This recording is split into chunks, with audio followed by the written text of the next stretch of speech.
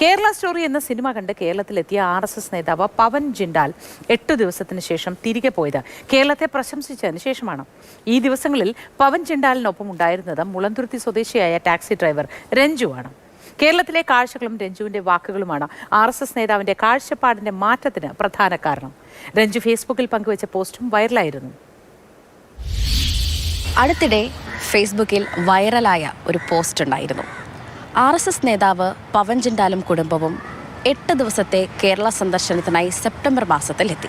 The Kerala story സിനിമ കണ്ട് കേരളത്തെക്കുറിച്ച് വളരെ തെറ്റായ മനോഭാവത്തോടെയായിരുന്നു ഈ പവൻ ജിണ്ടാലും കുടുംബവും കേരളത്തിലെത്തിയത്. ഈ 8 ദിവസത്തിന് ശേഷം കേരളത്തെക്കുറിച്ചുള്ള അവരുടെ മനോഭാവം അപ്പാടെ മാറി.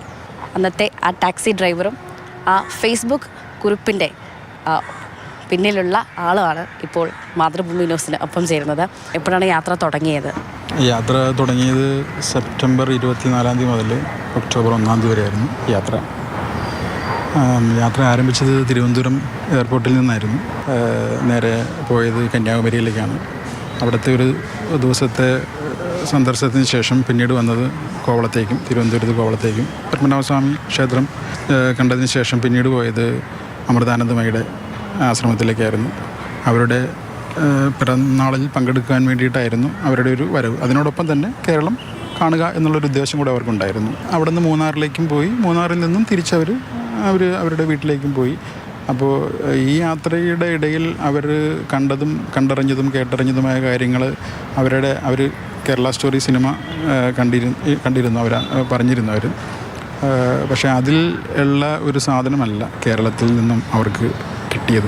പത്മനാഭസ്വാമി ക്ഷേത്രത്തിൽ പോയപ്പോഴത്തേക്കും അതിൻ്റെ മുമ്പിൽ സാധാരണ ഭിക്ഷക്കാർ, അവരുടെ നാടുകളിലെല്ലാം അമ്പലങ്ങളുടെ മുമ്പിൽ ഒരുപാട് ഭിക്ഷക്കാരുണ്ട്. പക്ഷേ ഇവർക്ക് 1-2 പേരെയാണ് അവർക്ക് കാണാൻ സാധിച്ചത്. അപ്പോൾ അത് അവരുടെ മുഖത്തൊരു വല്ലാത്തൊരു ആശ്ചര്യം ഉണ്ടാക്കിയായിരുന്നു. ഏറ്റവും ഒടുവിൽ അവർ കേരളം വിടാൻ നേരത്ത് പറഞ്ഞ കാര്യം എന്താണ് കേരളത്തെക്കുറിച്ച്? അവർക്ക് എന്തോ വേറൊരു ലോകത്ത് വന്ന് പെട്ടുപോലെയാണ്. കാരണം നമ്മുടെ എല്ലാം വീട് കണ്ടിട്ട് അവർ ഭയങ്കര അത്ഭുതപ്പെട്ടു പോയി.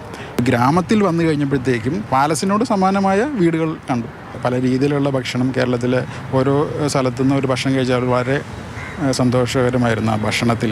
ഇതൊക്കെ തന്നെയാണ് ഞാൻ അതിലേക്ക് എഴുതാനുള്ള ഒരു സാഹചര്യം.